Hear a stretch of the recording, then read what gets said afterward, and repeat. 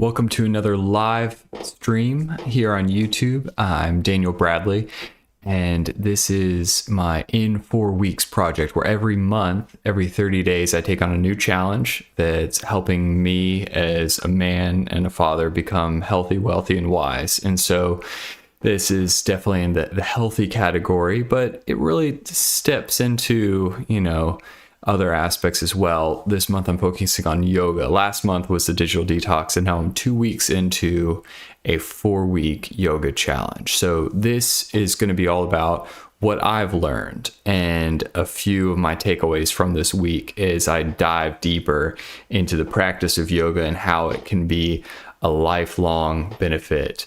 Yoga teaches us to cure what need not be endured and to endure what cannot be cured. What initially attracted me to yoga and what keeps me coming back to the practice is an important question. And that's the first question I want to ask you is what brought you interest to coming into this yoga practice? So I used to work at a climbing gym. It was my first job in high school, and it was my predominant coming of age experience. That was the grounds where I had my, very iconic teen coming of age, experiences as a young adult. It was a dojo of physical, social, and spiritual challenge. It was a physical place that I could go to work out and also work out the storm of emotions that comes with adolescence and being a teenager. I haven't been to a climbing gym that didn't offer yoga classes, so they often go hand in hand. There are certainly physical benefits. It improves flexibility, strength, posture. My core after doing yoga is awakened. It's definitely generates blood flow and strengthens those core muscles and connective tissue. Also, there's a noticeable impact on mental health and emotional well-being. And this is something I really want to stress, is that yoga provides a great deal of stress reduction, increased mindfulness, and emotional balance for me. But always the add-on activity after a hard day of climbing, it's always something that after climbing hard as a teenager, I may do some yoga to loosen back up, to be able to get the blood flowing back in my limbs and to really just be ready to drive home at the end of the day. And it was never first. It's always been a restorative practice or something for recovery. So I could go on a long run and then maybe it would be sort of the way that I would stretch is in some of these yoga forms, but never really the primary thing. So this is my first question to round out the first day that I was experiencing this past week. I've never considered what would it feel like as the center of my focus. This next day, the quote that stuck out to me from the book that I've been reading, and the book is, there's a link down in the description, Light on Yoga. It's essentially like the predominant, what they call like the Bible of modern yoga. And this quote here is, "Yoga is a light which once lit will never dim.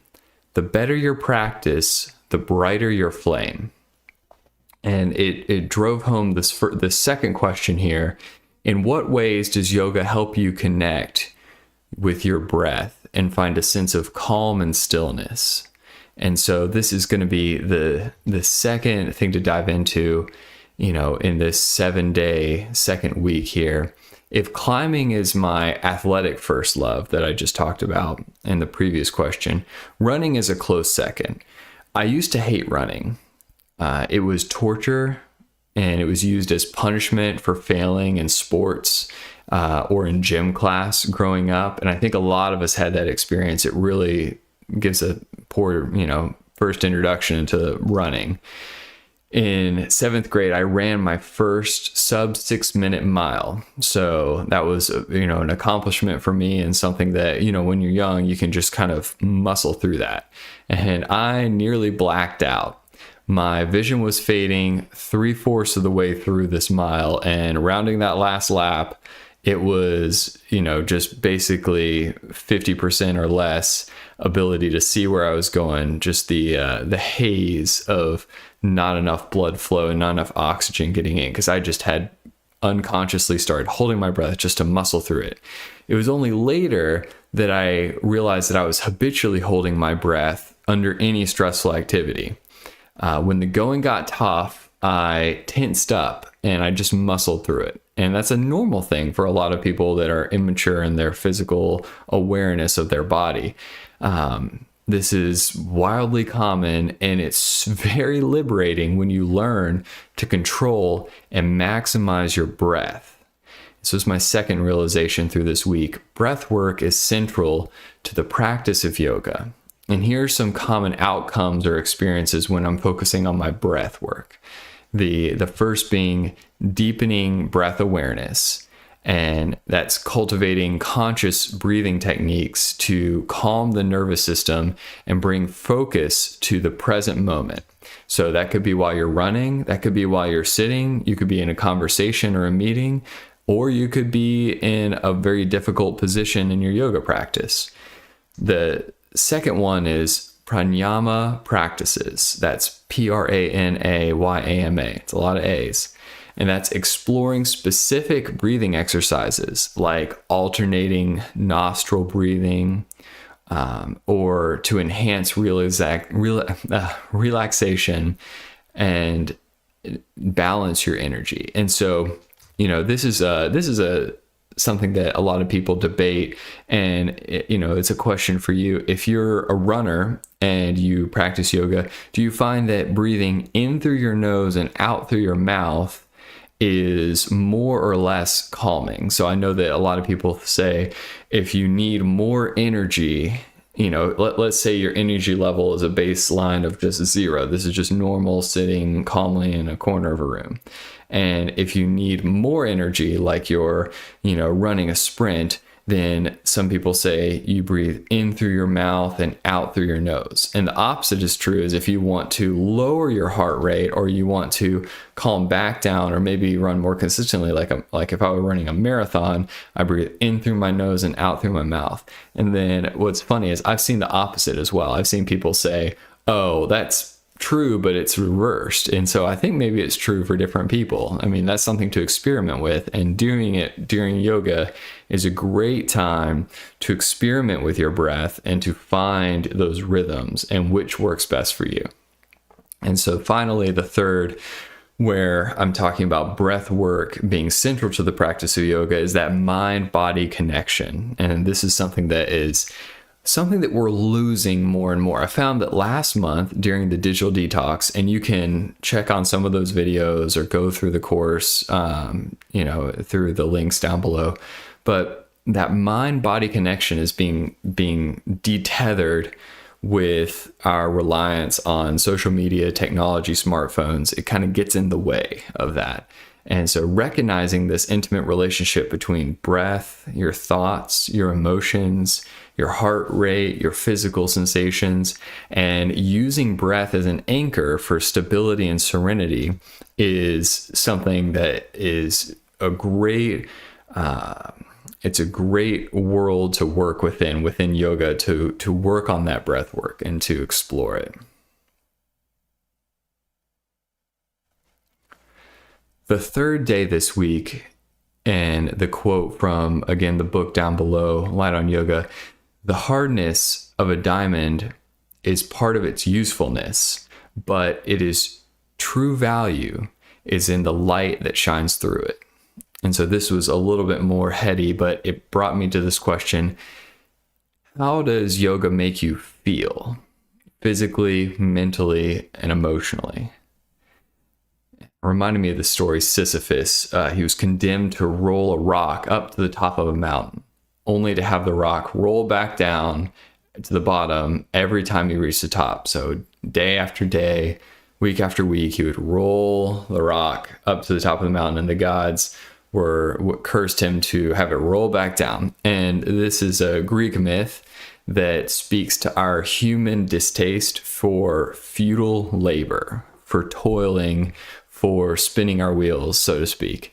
And most projects start this way for me. This is why it brought to my mind right around when I feel like it's futile, when I feel like I'm spinning my wheels, when I feel like this is a waste of time or energy, right before I experience the best parts of life, breakthrough and progress.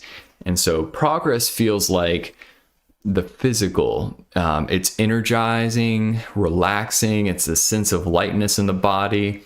That's what progress feels like. And this is often how I feel through and after, some yoga practice. And so that's the physical aspect. Now, the mental for me, yoga and makes me feel calm, focused, and gives me a clarity of thought. And so that's the second aspect. And then finally, progress in the emotional world feels like an increased self-awareness, emotional stability, and a sense of inner peace. And so the real challenge is showing up and showing up again the next day. So I'll say that one more time. The real challenge here is showing up and then showing up again the next day. And that's my really big takeaway for that next day in this week's journey. Following that, the fourth day in this past week of experiencing yoga and diving deeper into this practice, this quote came up: "Do not aim low, you will miss the mark. Aim high, and you'll be on a threshold of bliss."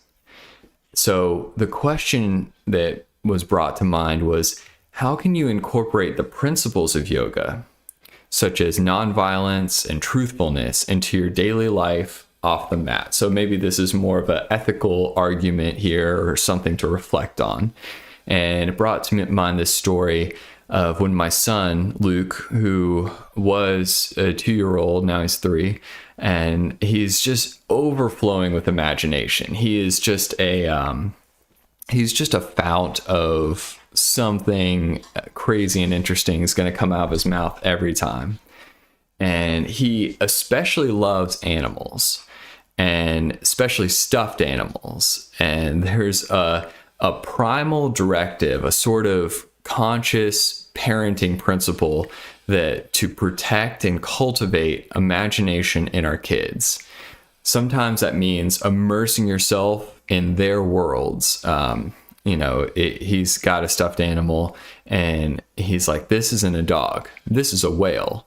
And so you have two options. You can try to prove to Luke that he's wrong and this is in fact a whale or in fact a dog, or you can dive into the world of this dog-shaped whale and go for an imaginary swim with your child and let yourself be immersed in their imagination and stretch those boundaries. And so it's about the relationship itself. It's about what's going on between the two people that's most important.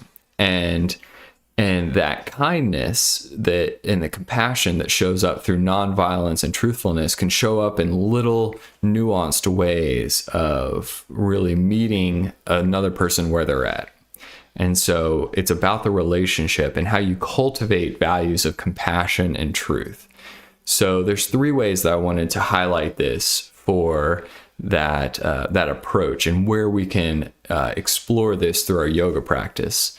And so the first one is cultivating compassion and kindness towards yourself and others, promoting nonviolence in 3 ways: in your thoughts, in your words, in your actions. And so this is something that as you engage in your practice, you can really, sometimes things just come up in your mind. And I know that many people, this is a recurring theme. Instead of just dismissing thoughts, feelings, memories that show up when you're practicing yoga, instead try to cultivate a habit of receiving those with compassion and your thoughts, words, and actions, and really play those out in your mind while you're going through the postures and positions of your yoga practice. So this could be a way for you to sort of game play out how you would react in certain situations, or maybe think about positive and compassionate ways that you could have reacted in the past.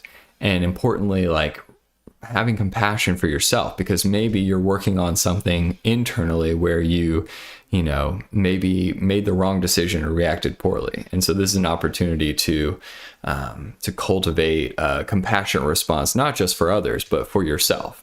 And so the second way that we can cultivate the values of compassion and truth in our relationships through our yoga practice is through honoring truthfulness and authenticity in communication and interactions with yourself and with others.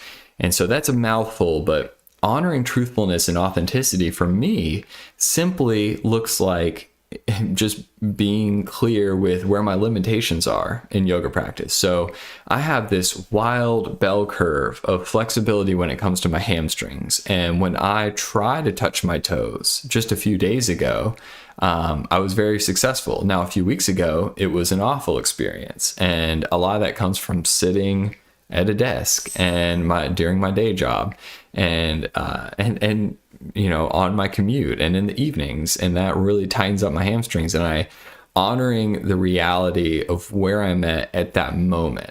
And so waking up in the morning and acknowledging my fatigue in a way that is really honoring my authentic self and what I'm bringing to the mat, and being truthful about that is something that is going to be a good practice for when I'm having a conversation with my wife, and honoring what emotions and thoughts and what I'm bringing to the table, and trying to bring my full self to the mat, and being whole in that way. The third way that yoga is like a laboratory for experimenting with our relationship and how to cultivate compassion and truth would be through mindful choices.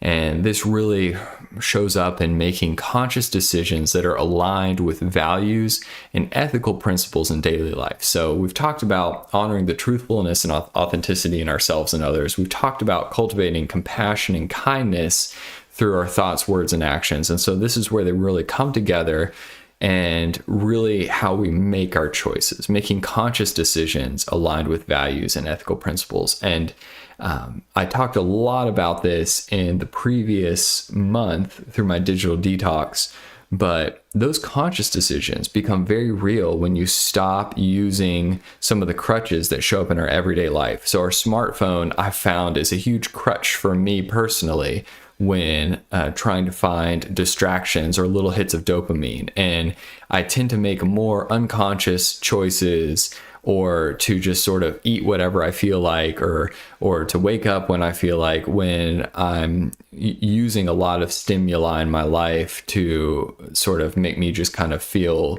numb or just okay. And so that's maybe one thing that has brought you to this and had you watching this, was just because, you found that some of the principles in yoga have really challenged the way that you view yourself and how you make your choices and what, motivates you as a person. And so making conscious decisions, cultivating compassion, and honoring that truthfulness are all three different ways that I find that are very helpful when it comes to really aiming high and being on a threshold where you're getting the most out of your yoga practice.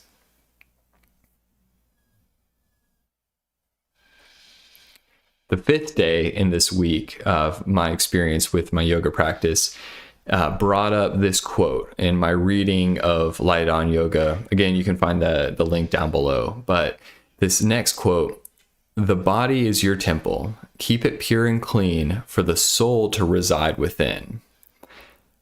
And it really led into this next question that I'm pondering for this day. What are your intentions and goals in your yoga practice? And so really my intentions and my goals, I found I have some assumptions at the beginning of this. I really try to have a hypothesis of where this is going to lead me, but my goals tend to form as I go through. I've put my physical body through some tough trials in my life. Before I got married, right before, my dad, my brother, and I hiked up to the top of Mount Kilimanjaro. It's the highest elevation that I've personally ever been. It's the highest peak in Africa. And it takes more than a week to slowly hike up until you get to the summit. The summit's over 19,000 feet. It's 19,000, about 344 feet at the top above sea level. Humans are miraculously adaptable. If you take it slow up that mountain, then you can survive and really thrive in the lower levels of oxygen as you go up. The air is just less dense the higher you go. But if you do it all at once, it can be deadly. If you were to go from 0 to 19,000, then your body doesn't have time to react, and you're not getting enough oxygen in your blood to supply all those vital organs. Whatever your intentions or your goals are, taking it slow will help you adapt and deepen your experience towards any one of these three possible focuses when it comes to your yoga practice. The first one I want to talk about is called cultivating self-care. And so slowly prioritizing time for self-nurturing and self-healing. And I often talk about the experience of being a dad, especially a dad of young kids. And this is very counterintuitive for someone who doesn't have a lot of personal time, cultivating that self-care. And so for me, that looks like waking up earlier. And to be vulnerable with you, I haven't been doing a great job of that, of waking up early enough to be able to having enough time for that self-care in the morning. But it is my number one goal and my number one realization through trying to get this yoga practice in every single day for this month.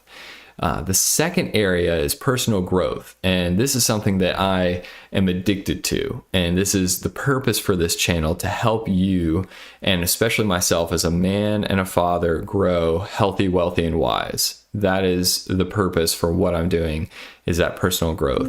And I want to do it in a way that's not just goal, just knock it down, move on to the next one, but really to have a theme where I can go deeper each month with one topic. This month is yoga, next month it'll be something else.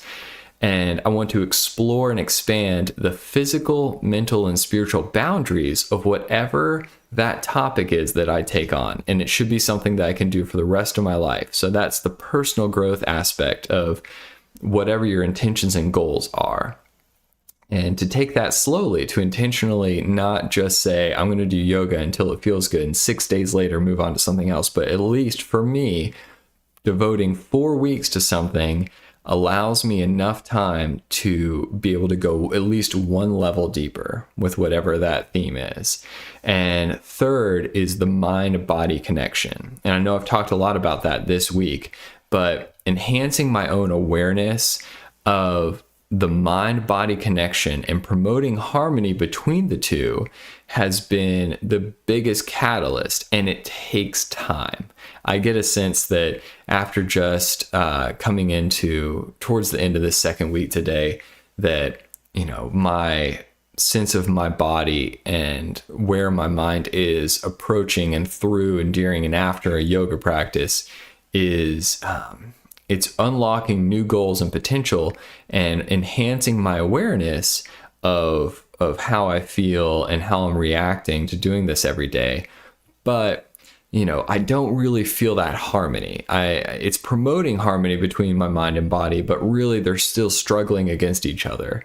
And my hope and my assumption is that after 2 more weeks of this, I will be on a journey and see a clear path towards more harmony between where my mind is and where my body is, starting out the day, through the day, and at the end of the day, day after day.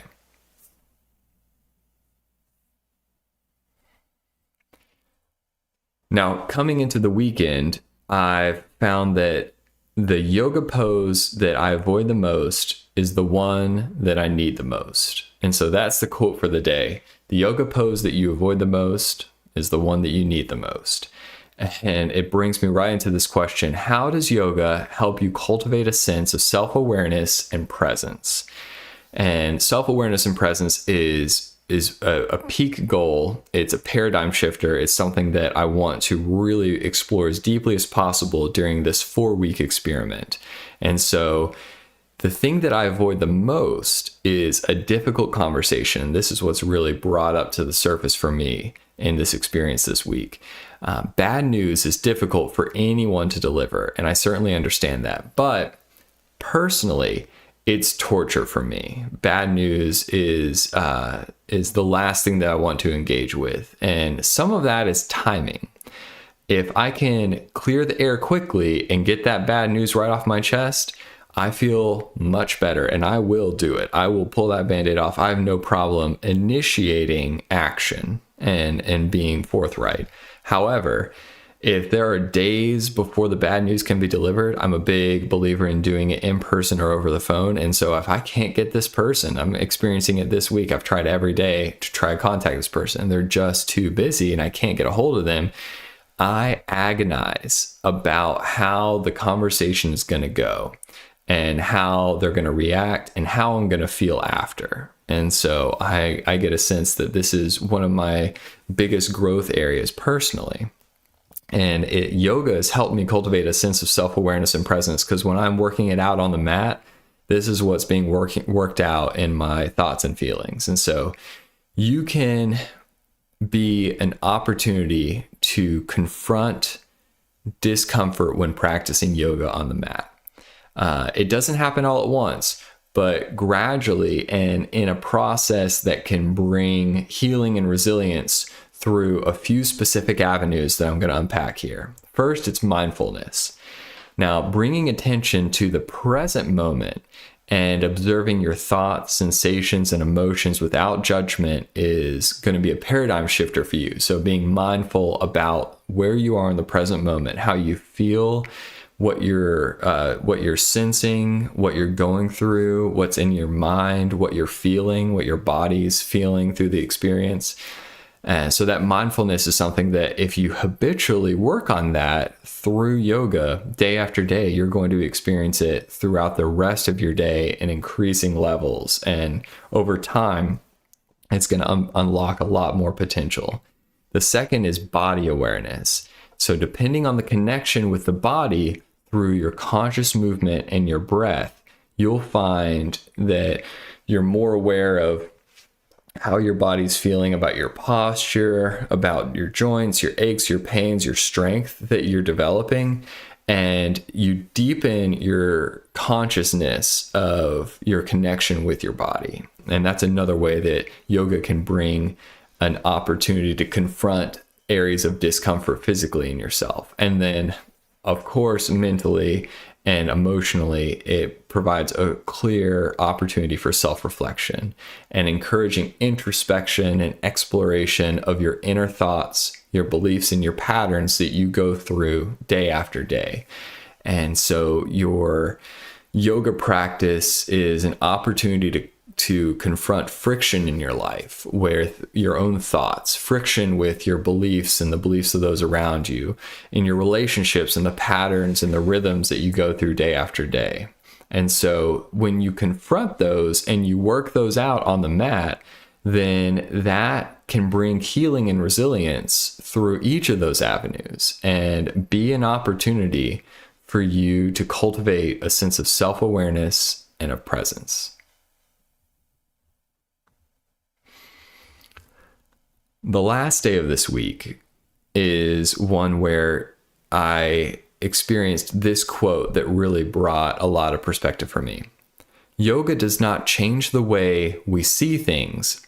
It transforms the person who sees. It brought me straight into this question. What challenges or obstacles do you encounter in your yoga practice, and how do you navigate through them? Being married is a transformative experience, and if it's right for you, I highly recommend it. I love my wife. It's a remarkable thing to go through life with a partner, and I tell you what, as soon as you have kids, you really understand the core essence of that partnership. And I really, hope and pray that we both survive this world and that we grow old together. And I love seeing old couples that have been together for decades. and they look so similar after sharing so much life together. So I don't know if you've noticed this, but they truly sometimes physically look similar. Like they take on physical characteristics after one another after being together. Sometimes they dress similar, they're shaped similar, they have similar hairstyles. And we can have a similar relationship with yoga that transforms us in fundamental ways, that we look different, that we sound different, we smell different, we act different, we carry ourselves through our patterns day after day in a different way. And so here's 3 ways that yoga can be transformative in a way that challenges us in our yoga practice, how we navigate through some of those the growing pains. And so the first one is through physical limitations, and this is the obvious one. Modifying poses, using props, and honoring the body's limitation with compassion. And over time, that's going to transform who you are and how you're shaped and how you engage with the world. You're going to get out of bed differently. You're going to stand with a different posture. You're going to hold your hands in different ways. And so the next avenue after physical limitations is with mental distractions. And I've seen this start to really show up even just after 2 weeks of practice with this yoga, this yoga routine and this challenge here. And so with mental distractions, it means bringing focus back to your breath first and using a mantra or visualization techniques to practice patience. And so sometimes you have to really be patient with yourself. I found that, I talk about some areas of my physical self that are pretty tight and don't have the range of motion that they used to when I was younger. And so with bringing focus back to those distractions I'm often distracted by the physical limitation and not paying attention to what's going on in my mind. My mind is easily, taken away from the practice itself of yoga. So bringing focus back to the breath is the thing that helps me keep my mind from being distracted by my own physical limitations. And then the final one, which is truly my biggest challenge currently and the biggest realization after this second week of this yoga journey, would be my time constraints. And this is not unusual. I'm a father of 2.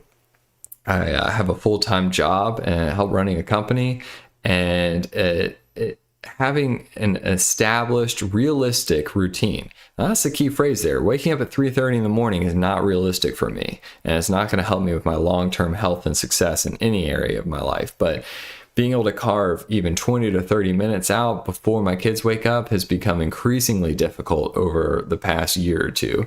And so the time constraints, establishing a realistic routine, prioritizing that self-care, starting the day off right, and integrating shorter yoga practices into my daily life. This is the key right here. When I find myself with mental distractions, physical limitations, and I have 5 minutes to recenter myself, yoga has become, over the past couple weeks, a way for me to dive back into the practice even for 5 minutes. And, if it's 3 to 5 minutes that I've got, I know I have enough time to reset my physical, mental, emotional, and spiritual self to be ready to take on whatever the next challenges of the day. So what challenges or obstacles do I encounter in my yoga practice, and how do I navigate through them? That's the kind of question I want to ask for you. What are your physical, mental, and schedule constraints that you're experiencing in your yoga practice? And if you're traveling along with me through this journey at week 2, how do you think those will change over the next 2 weeks now that we're getting into the halfway point?